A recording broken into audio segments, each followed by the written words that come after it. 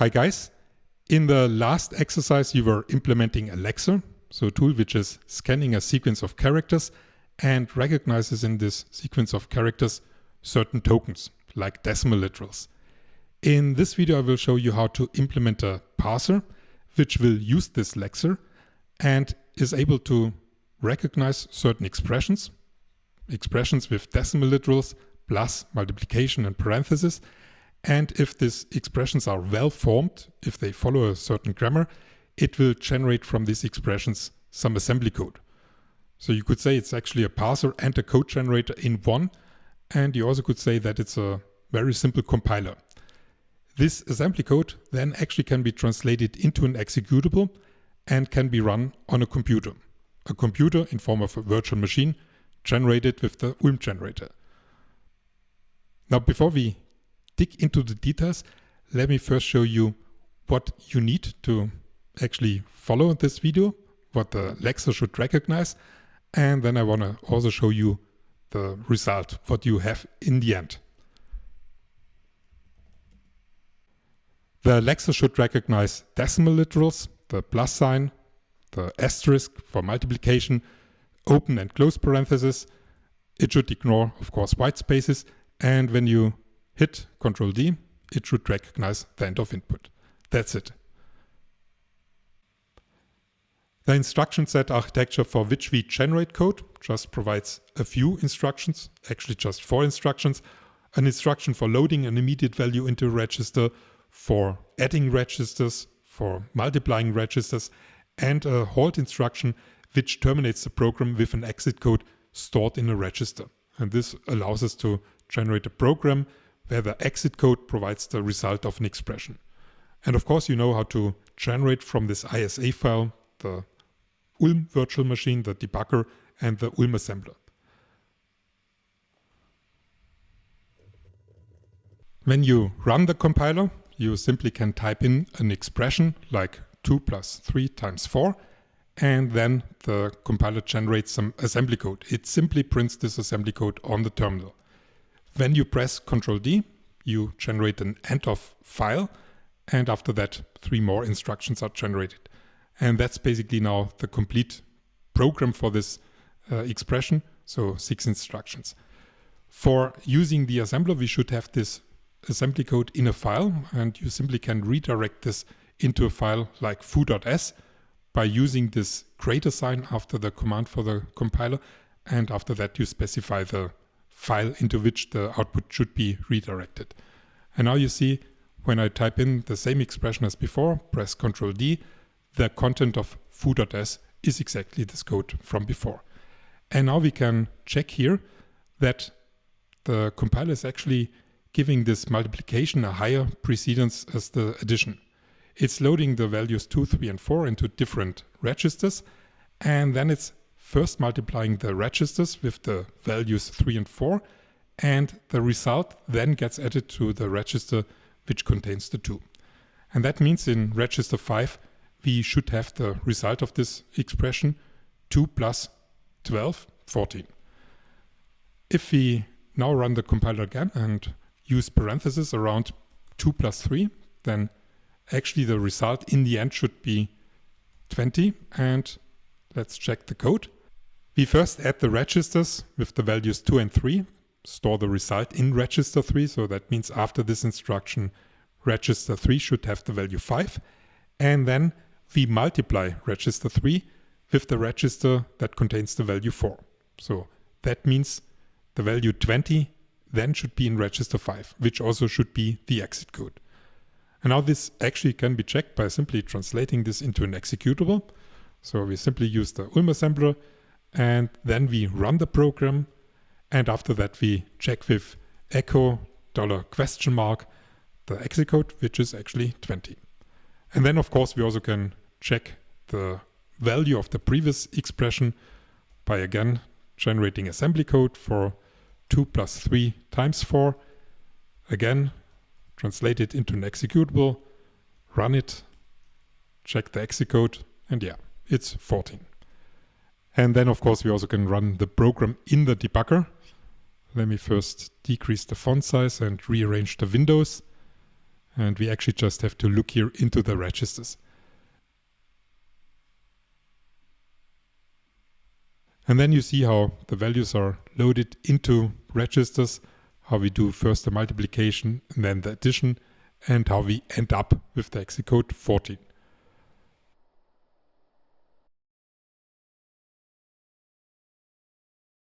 Somehow we have to specify what kind of expressions the compiler will consider as well-formed and for which it will generate assembly code, and what expressions would not be well-formed.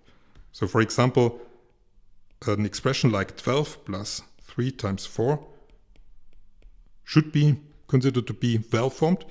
Also, if you would have here parentheses, this also should be well-formed. But if you would have here two closed parentheses, then it would not be well-formed and the compiler should generate the error message. What you need for describing this well-formedness is some grammar. And there is actually a complete theory behind what you will see next, the theory of formal languages, which I will not cover in this video.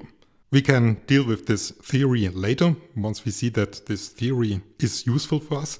What I want to show you here is how to describe a grammar with this so-called EBNF notation.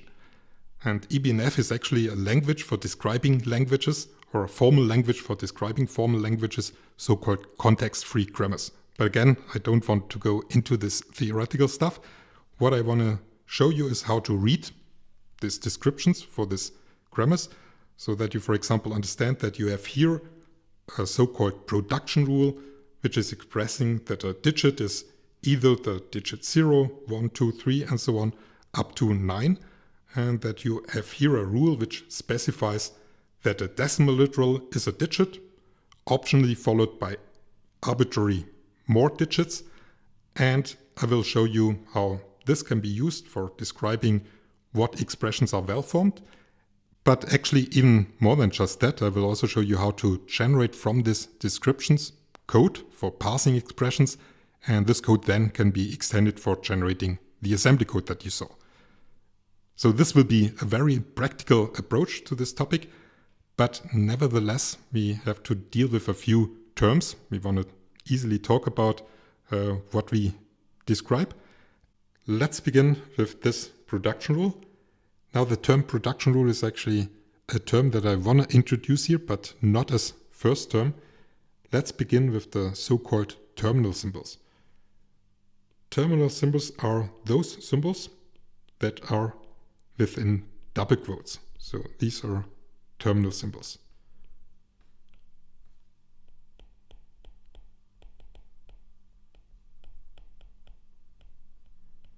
And think of terminal symbols as concrete characters that you find in a source file.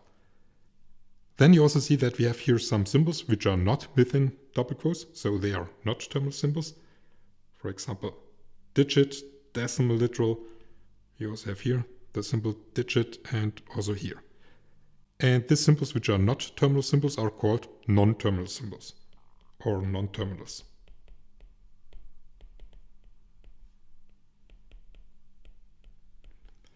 And these non-terminal symbols are used to describe a group of terminal symbols with a certain property that you want to express in this grammar. For example, that a digit could be the terminal symbol 0 or 1 or 2 and so on.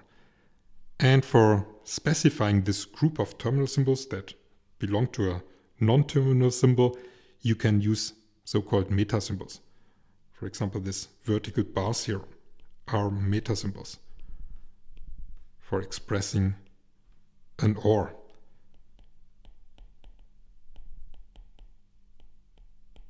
Also, this curly parentheses up here are also meta symbols. What is not a meta symbol is actually this equal sign here. It's used to define a production rule. And now we come back to this term production rule. This here is, for example, a production rule. It's expressing that a digit can be the terminal symbol 0, 1, 2, 3, 4, 5, and so on. So that means here we see that this vertical bar actually means OR, and it naturally describes what we consider a digit. So what is marked blue refers to production rules. And when we go deeper into the theory of these formal languages, you will see that these production rules need to be provided in a specific form. They have to meet certain requirements so that what you see in this video actually works. One requirement, by the way, will be that on the left-hand side, you have exactly one non-terminal symbol. But here in this video, we just focus on understanding these rules and how, if these requirements are met, we actually can generate code from these rules for parsing, for example, expressions or code in general. Now let's also look into this first production rule so that I can give you an understanding for this meaning of this curly parenthesis. With this first production rule, I want to express that a decimal literal can be just one single digit, but it also can be a digit followed by arbitrary more digits. So with this curly parenthesis, you can specify that what is within this curly parenthesis can be omitted or repeated arbitrarily many times.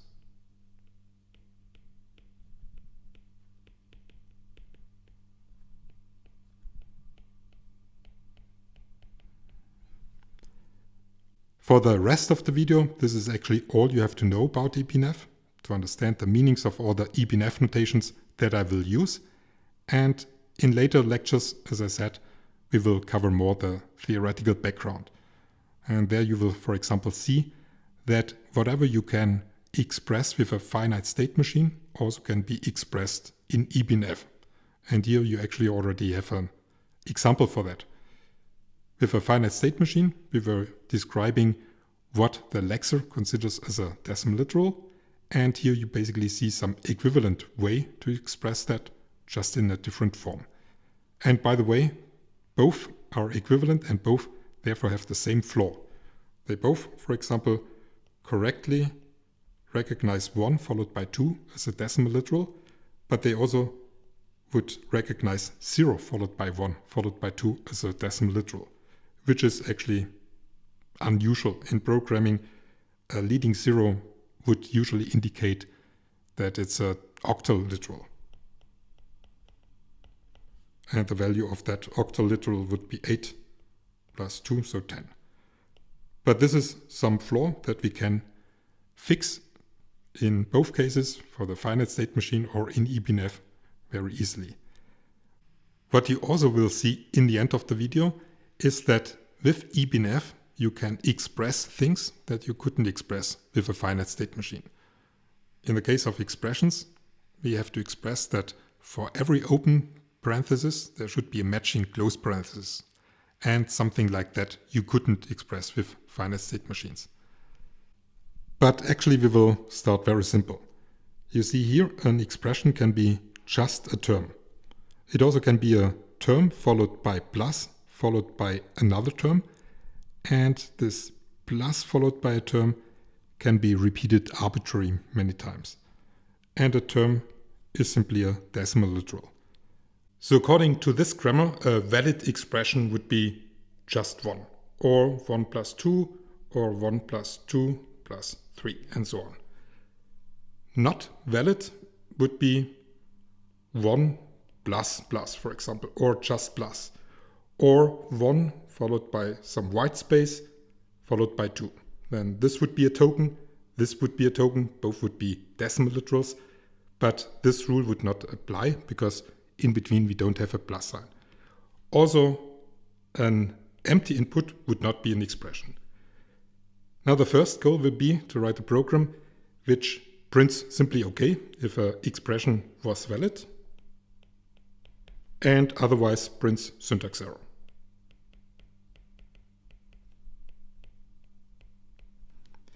And this program will use our lexer together with some parse functions. And you will see for each production rule there will be a corresponding parse function. And actually I will show you how to come up with the implementation of such a parse function based on this grammar. There will be simple rules. And you also will see why this parse functions actually consider these production rules as consumption rules. Let's begin with the parse function for a term. You see, the implementation simply checks whether the current token is a decimal literal or not. And if it is a decimal literal, it's consuming the current token by calling function getToken. And consuming simply means that you ask the lexer for the next token. And then it's returning true. And returning true indicates that this production rule, considered as a corresponding consumption rule, could be applied. And it actually also means that at least one token was consumed. In this case, exactly one token. If the current token wasn't a decimal literal, this function simply returns false. It doesn't mean that we have a syntax error. It simply means that no term was found and no token was consumed.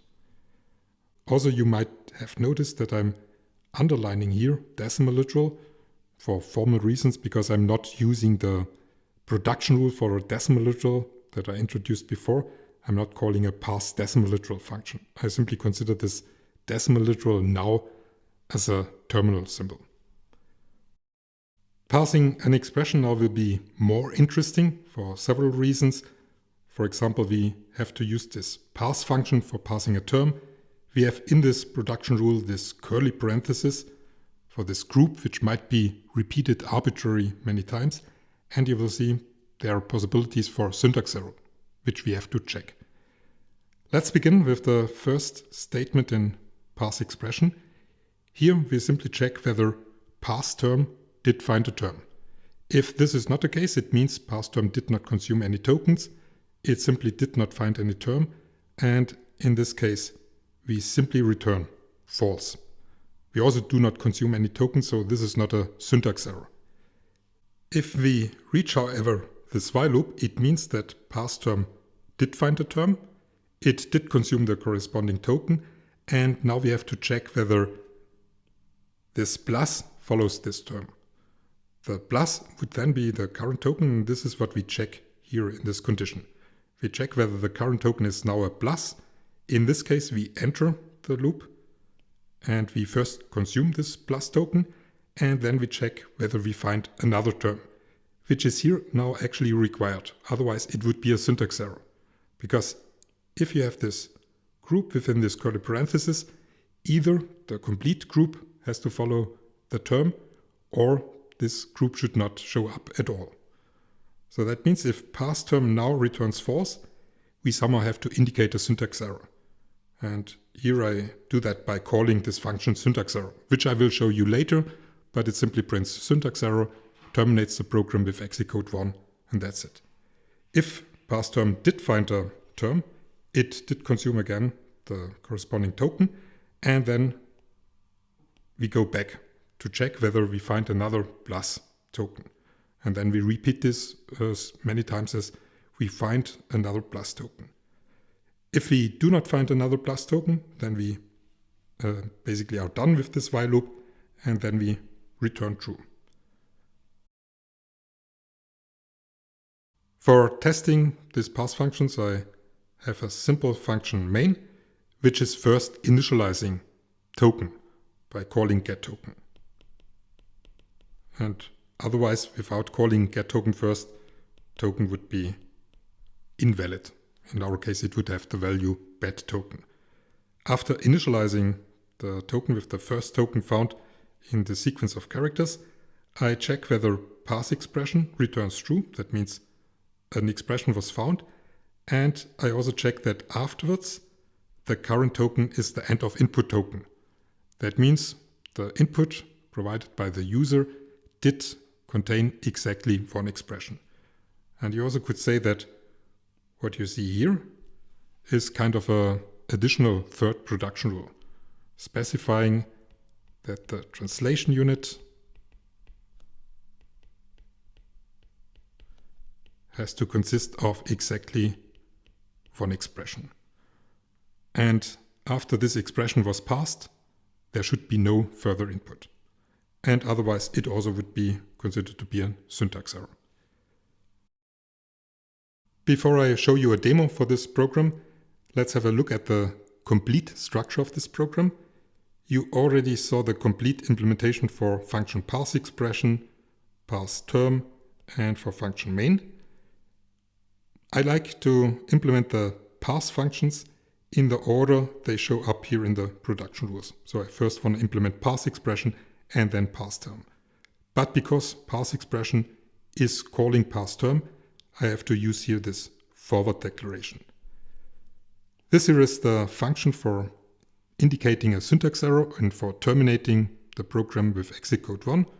So I use here function exit declared in the header for the standard library. Okay, let's first check some valid expression. 1 plus 2 plus 3. That should be okay, and it is. And now some invalid expressions, for example 1 plus. And also just a plus, also syntax error. Or an empty input, so simply press Ctrl D, also syntax error. Or 1 plus plus, also syntax error. Or 1 space 2, and yeah, of course, also a syntax error.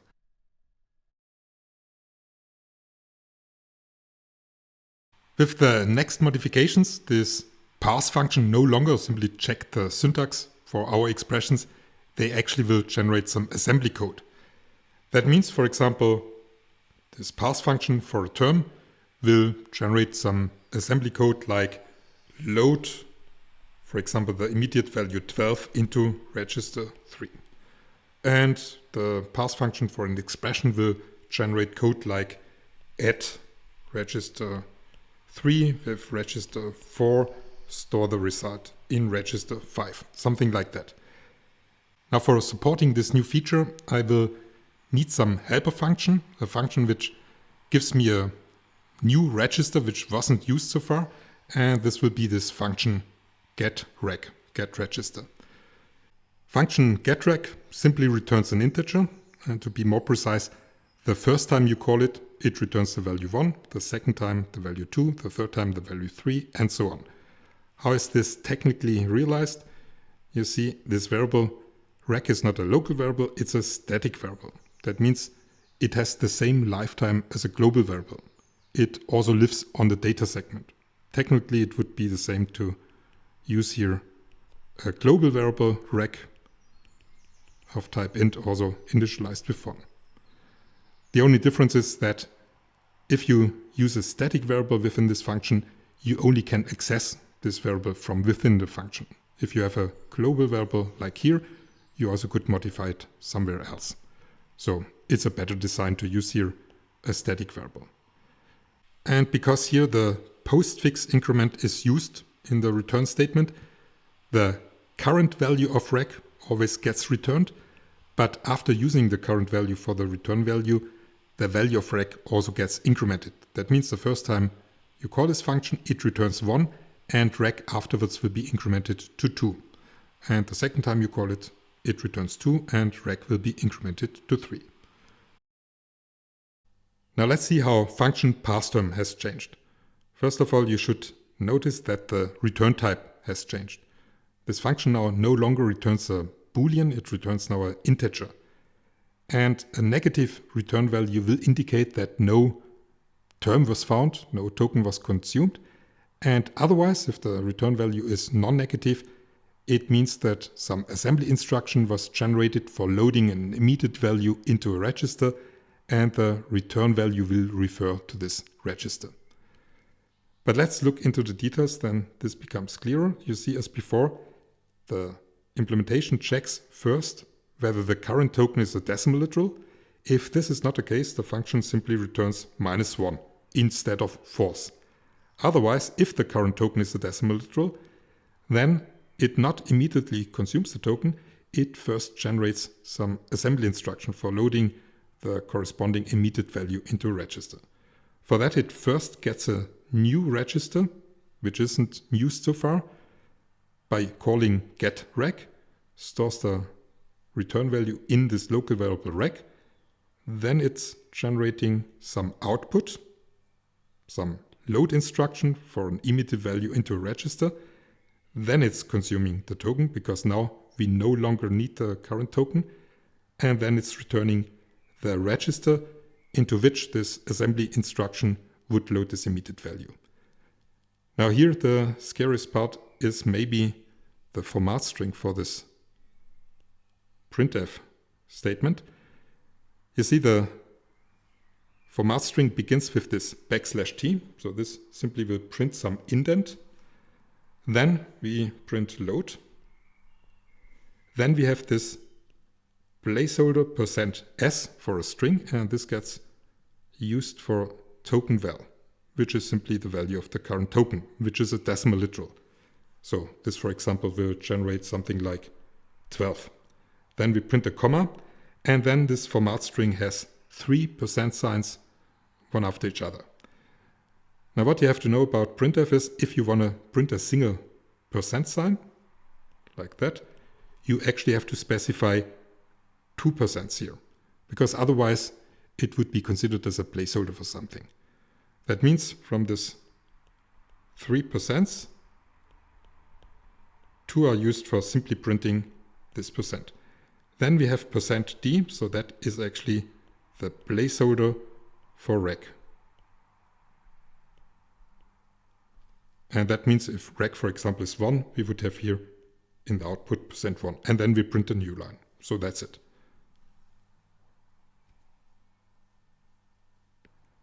For parse expression, the modifications are kind of similar. First of all, we also have now a return type of int, and the meaning of the return value is basically the same as for parse term. A negative value indicates that no expression was found, and a non-negative value refers to a register. In the first part, again, we first check whether we actually have a term. If this is not the case, we should indicate that no expression was found. We have to return -1.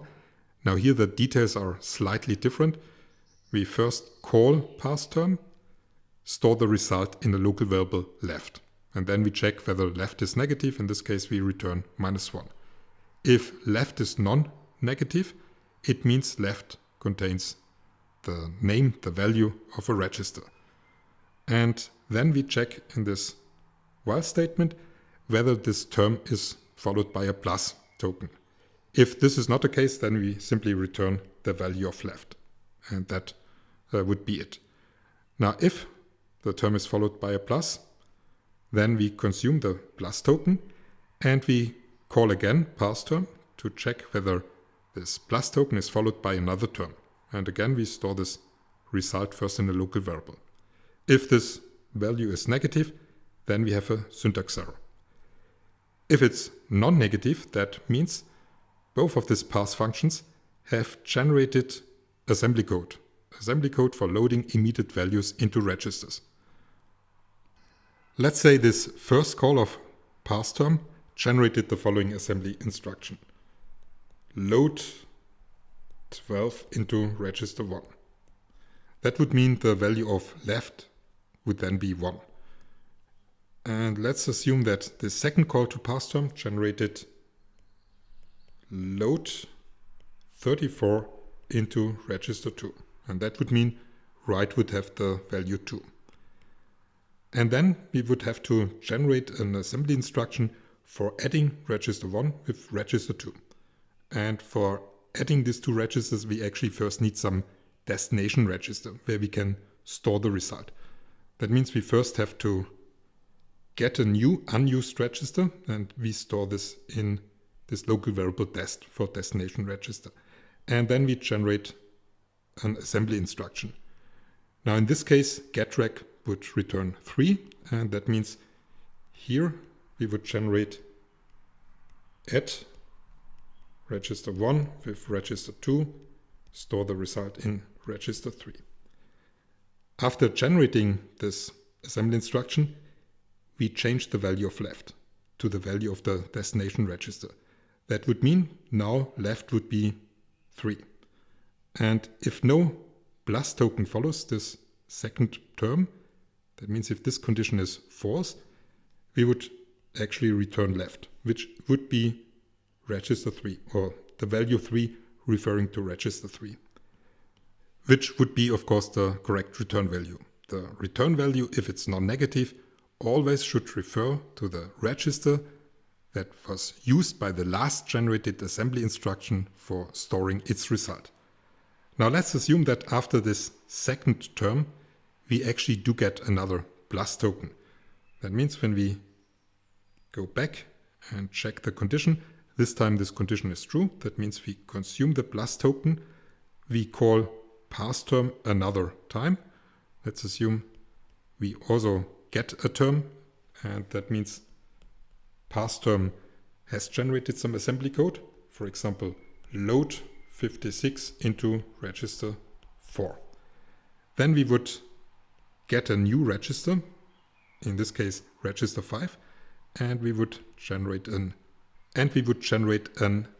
add instruction. In this case, add register 3. The current value of left is 3. We add this to 4 and store the result in 5. And then we set left to test. So again, 5 would be the return value if now no other plus token follows. Now the last modification just affects function main. As before, we initialize token with the first token found by the lexer. Then we call parse expression and store the result in rec. And that means if rec is negative, no expression was found. That would be a syntax error. Otherwise, if it's non-negative, the last generated assembly instruction stores its result in this corresponding register, in register rec. And that means if this value is non-negative and we have as current token the end of input, we do not have any syntax error, and we can generate a hold instruction, which will use the value stored in this register returned by parse expression as the exit code. And that's it. Now the complete structure of the program hasn't changed much, except for a new function for getting an unused register. The return types have changed, and of course the implementations of parse expression, parseTerm, and function main. Now let's try this out, and in the demo you will see that first of all it works, but of course we easily run out of registers if we have too many terms. But this is a problem that we fix another time.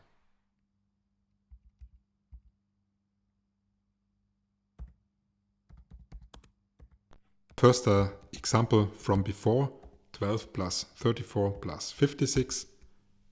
So here everything works. And now an example where we do run out of registers. And you see, for example, a register 17 does not exist on our computer.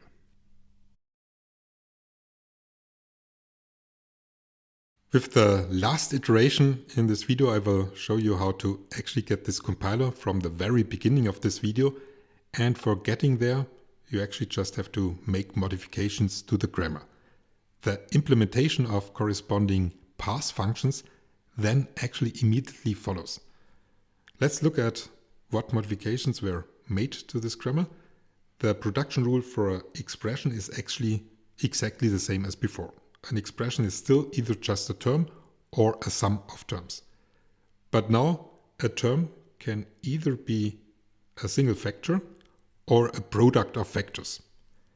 And a factor can be either just a decimal literal or it can be an expression within parentheses. Now let's look at the corresponding parse functions. For parsing an expression, nothing has changed here in this code, which is not surprising because this rule is the same as before. Now before I show you the code for parsing a term, let me actually show you how to derive this parse function for a term by simply copying this code and renaming things. You see this production rule here is basically the same as the production rule here, except that we have to rename things. Instead of an expression here, we have here a term. Instead of a term here, we have here a factor, and also here the term becomes a factor. And instead of this plus token, we have here a asterisk token. So that means we basically just have to rename the name of the function into parseTerm. And instead of calling here parseTerm, we have to call parseFactor. And here we have to call also parseFactor. And here we have to look out for an asterisk token. And then of course we also should change here. The instruction should be a multiplication. But that's it. And this is actually the code that I used for parsing a term. For parsing a factor, we also actually can follow simple rules. We first check whether the current token is a decimal literal. In this case, we do what we did before. And otherwise, if it's not a decimal literal, we check whether it's a open parenthesis, a left parenthesis. In this case, we consume this token. Then we parse an expression. We store the result in a register. This has to be actually a non-negative value. Otherwise, it's a syntax error. And then we also have to check that after this expression, we have a closed right parenthesis. Otherwise, it's a syntax error. Then otherwise, if we have a closed parenthesis, we consume this token, and then we return the value that we got from parse expression. And that's it. So what I want to show you with that is that there are simple rules to turn this grammar into an implementation. The actual surprising thing is that, for example, the fact that multiplication has a higher precedence than addition is not somehow in this implementation. This is in the grammar. And with that, we will deal in more details in the exercise and upcoming lectures.